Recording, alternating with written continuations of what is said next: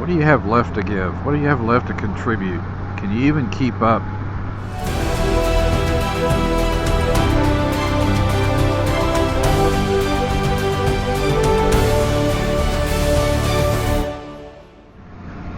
Well, good morning, channel, and welcome back. Another weekend vlog. No specific destination this morning.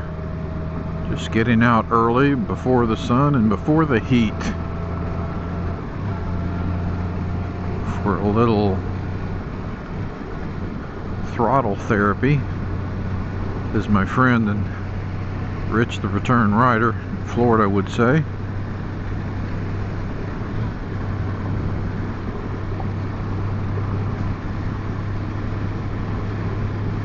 It's been a busy week at work, and I really look forward to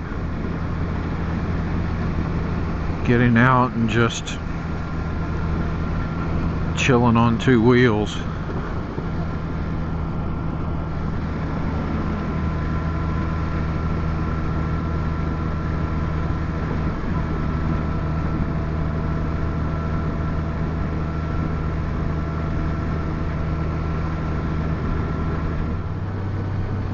For those of you who are subscribers to my channel, welcome back.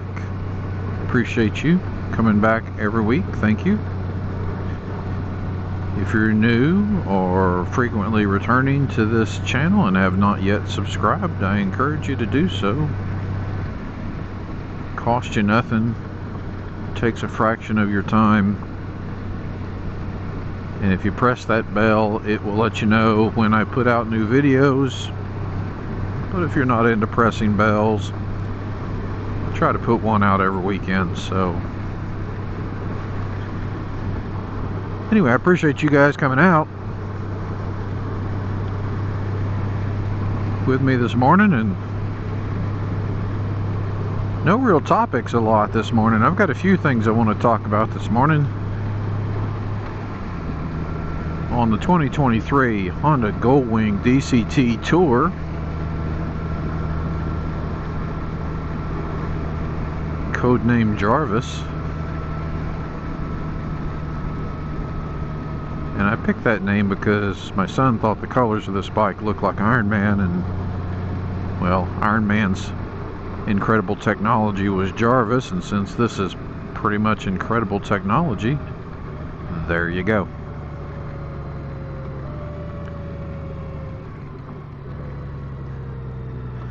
Anyway, got the Insta360 X5 right over here on the left. Traxxion Dynamics Action Mount. Filming me in 360 8K 30 frames a second.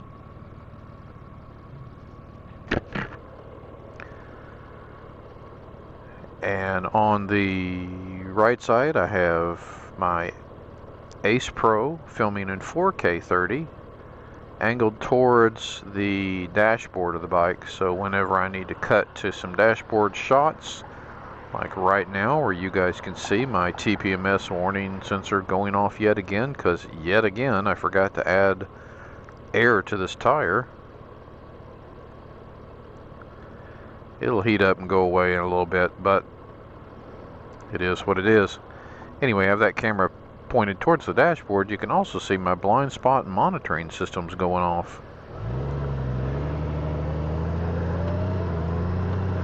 That's new. I added last weekend. If you'd like to see that review and installation, I'll put a link right up here at the top of the screen. Anyway, that's our view on this ride this morning from two different camera angles. And speaking of the 360, 360 has a new camera, a new device. Well, let me start over. It's not Insta360. A company called AntiGravity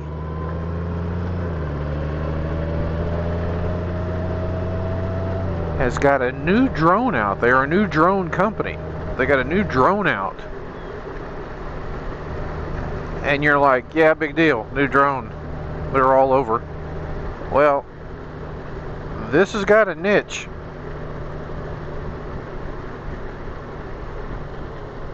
And this niche is, think of your 360 action camera like my X5 over here in the form of a drone.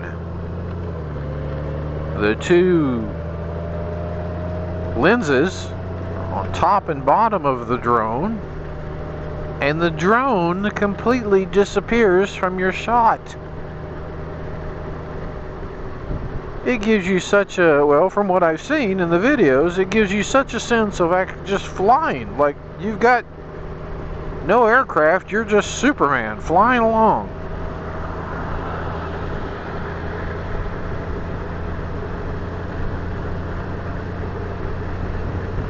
That is so cool.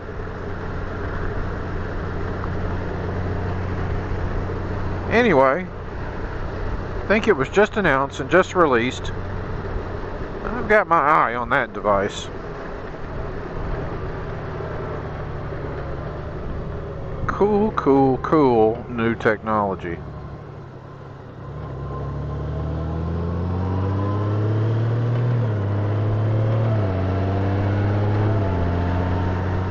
Speaking of my friend Rich, the Return Rider, if you've watched any of his videos lately, you know he has put that Shark exhaust system on his Honda Goldwing. And it has added some beautiful music to that bike. I mean, it's got some rumble to it now. Very nice. Not quite sold on doing it yet, but wow, that sound is enticing.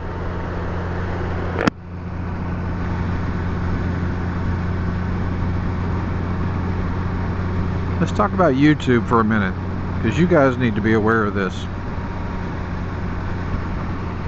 YouTube is not the best communicator. Let me explain. I will get a notice when you leave a like on a video. I will also get a notice when you leave a comment on a video. And as you guys know, if you take the time to comment on my video, I owe it to you, at least while I'm a small channel, I owe it to you to come back and respond to your comment. And I try to do that on every single comment, unless the comment you left really needs no reply. You guys know that, but here's what you might not know. After I reply to your comment, if you come back with a secondary reply to my reply, I get no notification about that.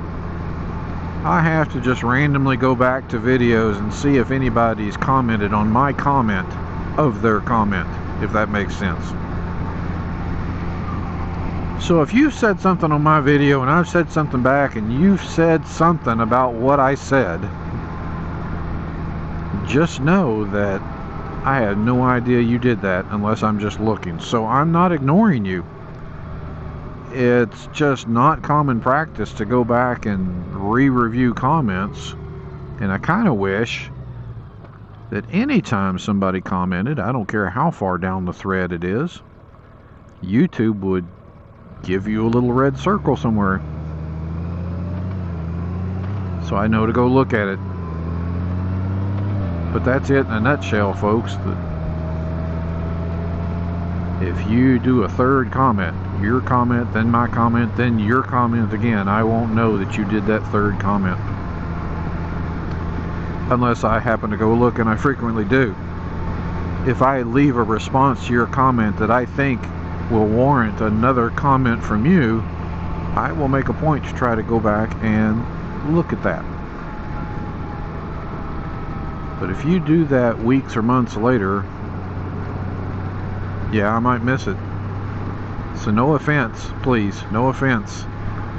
It's just, I don't know, not aware it happened.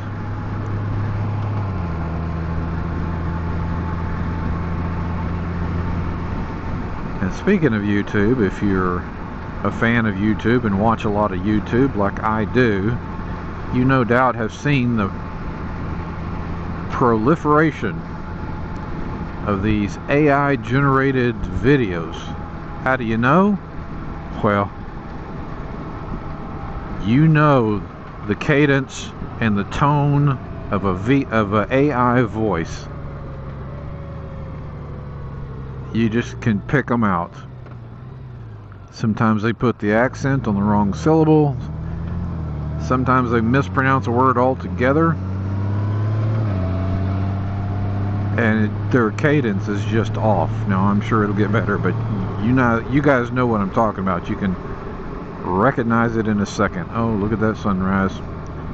Sure wish I was down the road at the lake.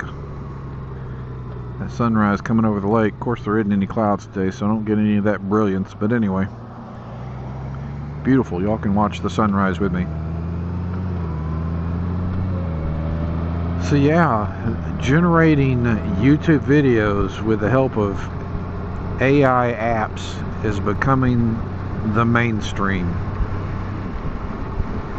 It can do things like create shorts out of your videos. If you post shorts, it can go find interesting segments of your video and create a 16:9 or 9:16, you know, the Instagram sort of format, the short format, you know, shorts in YouTube, and it can create that for you.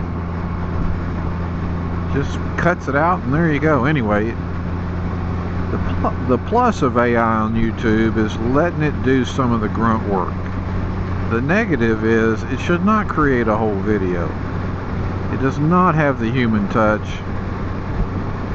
And I don't know about you, if I get 10 seconds into what I recognize as an AI video, I don't care what the topic is, I'll just get out.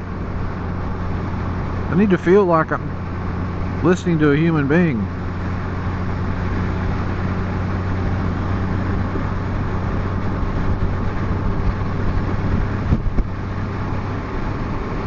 And I'm telling you, AI is just, you know, someday, I hate to sound like an alarmist, and I'm not going to go as far here to say they'll find us humans irrelevant someday. But it's taking jobs. And technology is always taking jobs, and we've found ways to overcome it. We create new jobs. You know, Neil deGrasse Tyson gives the example of the Buggy Whip company. The company used to make whips for horse-drawn buggies. Well, along came the car, and the Buggy Whip companies were out of business. But now we had car manufacturers. So the theory is there, yes, AI is coming. And AI will take over some jobs. But other jobs will be created. People will find other things to do. I don't know how you feel about it. I'm old enough where I don't think it's going to affect me much.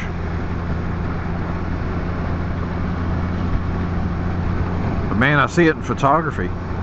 AI can create the most amazing photography out of thin air. You just tell the computer what you want to see, what you have in your mind, and boom, you got a photo of it. You don't have the experience of being there, however.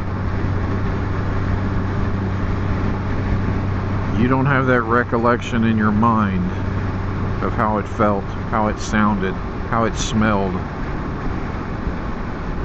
the friends you were with.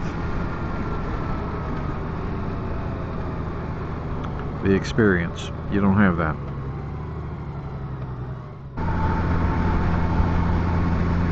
Speaking of age, I know you guys have heard me say this before. I am in the decade of my life that is the retirement decade, where I can see it on the horizon.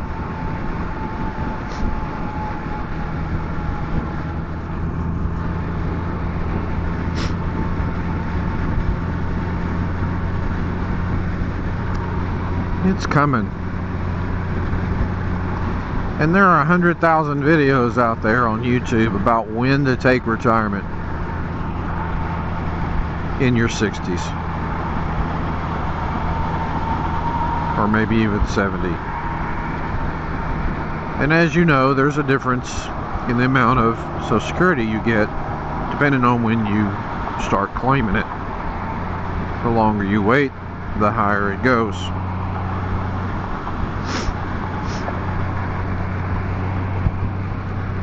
I'll tell you, the number I have in my head right now is 67.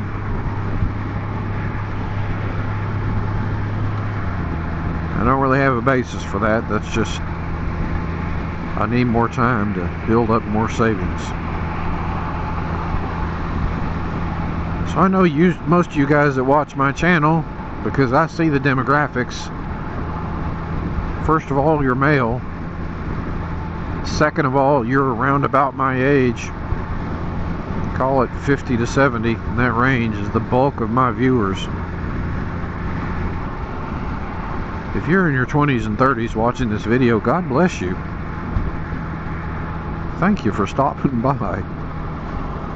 I'm so happy you find something interesting here.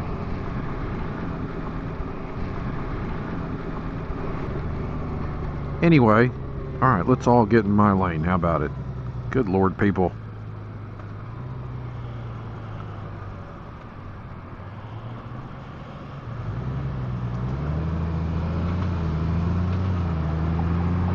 So back on the topic, if you're watching my video and you are retired,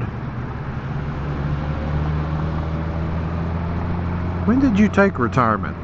At what age did you take retirement? And if you had to do it all over again, would you still retire at that age? Or would you have done it earlier? Would you have done it later? What are some of the surprises, the unexpected things around retirement that caught you sort of off guard? What should I be worried about? What should I be looking at?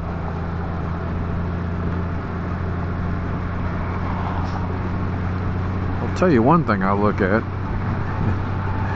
Getting rid of some freaking stress. Being able to get out any morning and do this ride rather than a weekend. Now, I know there's a whole lot more to retirement than that, but that's what I'm focusing on right now.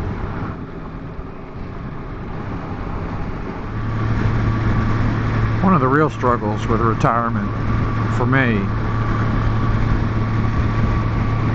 is going to be not contributing, at least in the way I've always contributed to life in the community.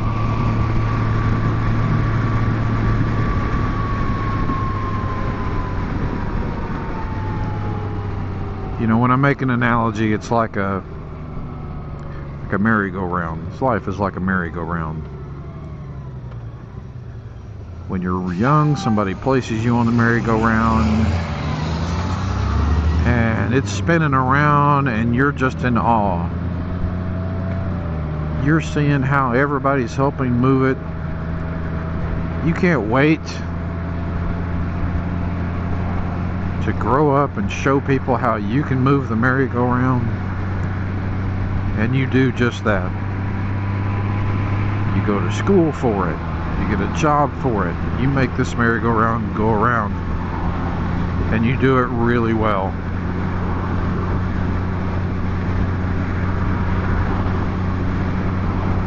And then it starts to get weary. Pushing that merry-go-round just gets weary. You take more and more breaks from it. You tell yourself, I'll push again in a week. I'll push again tomorrow.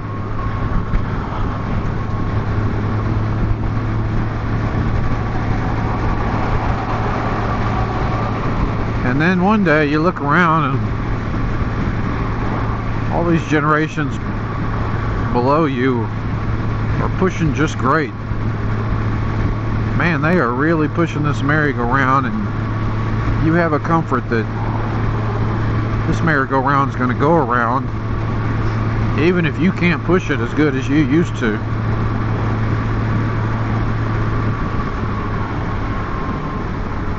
And then you think to yourself, well, I think I'm just going to sit on this merry-go-round, let these youngsters push it. I've earned it. I want to ride now. How great it's going to be to just ride. And so you do that. You retire and you ride.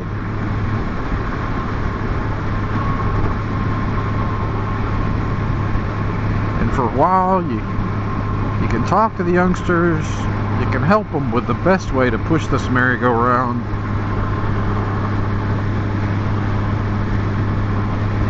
And then you start finding yourself slowly understanding that the way you pushed this merry-go-round, while it was freaking awesome at a time, times have changed. It's not the best merry-go-round pushing method.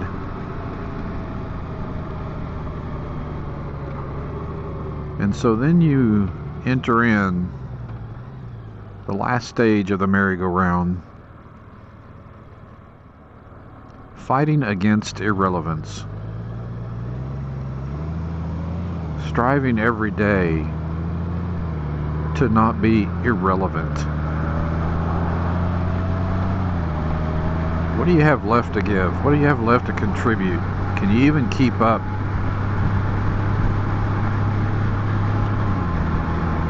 The others pushing the merry-go-round smile at you and just tell you to sit, relax, enjoy your time to ride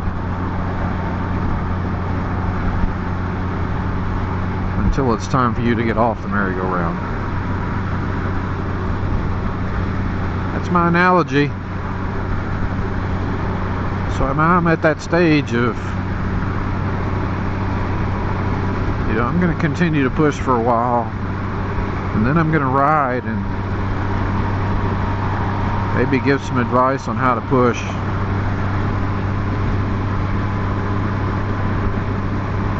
But man, this merry-go-round, I'm getting closer to the edge. That getting off day is not something far off that I don't have to worry about anymore.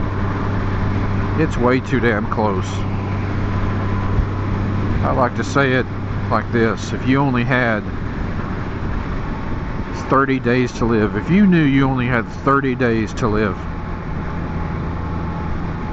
how would you spend each day? Would it be in front of a TV? No. Would it be in front of a computer? No.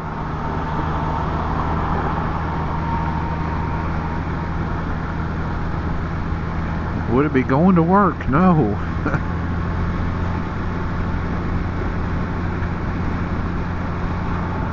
It might be wanting to experience every single thing, every single minute that you can possibly fit in. Traveling to new places, seeing new things, trying new hobbies.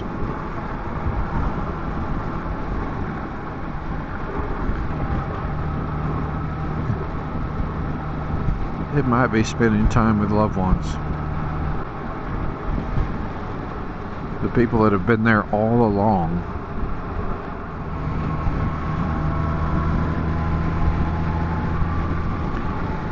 Hello, officer. Thank you for your service.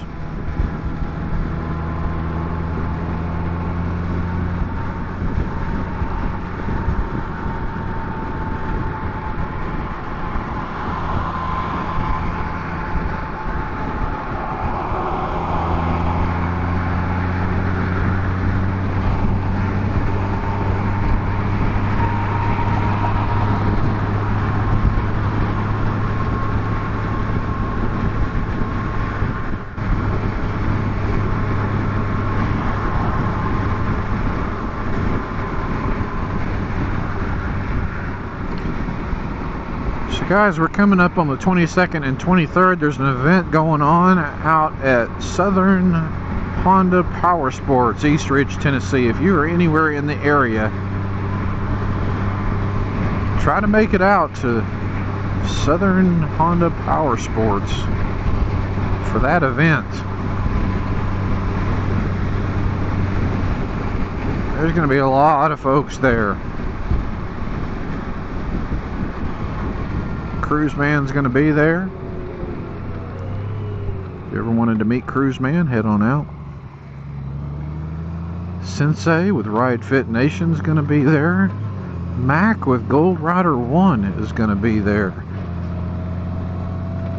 Slappy with Slappy Adventures is going to be out there. Charlie Brown,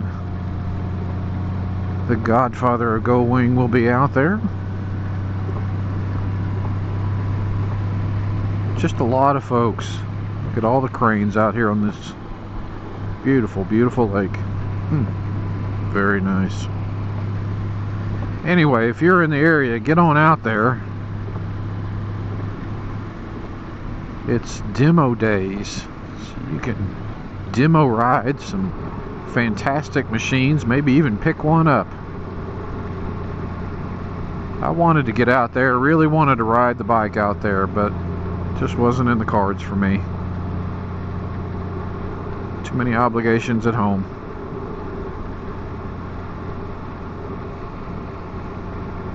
Ooh, this is a beautiful little ride here. But yeah, get on out to East Ridge, Tennessee. Say hi to all my friends. Tell them Robert White Moto sent you.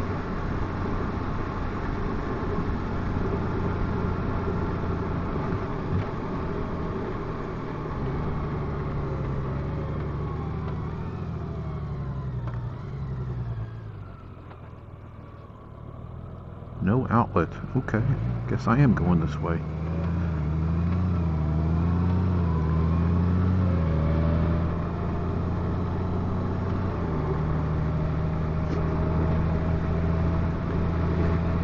Anyway, friends, I'm going to let you have the rest of your weekend, and I appreciate, as I've said, you guys coming back and just listening to me ramble.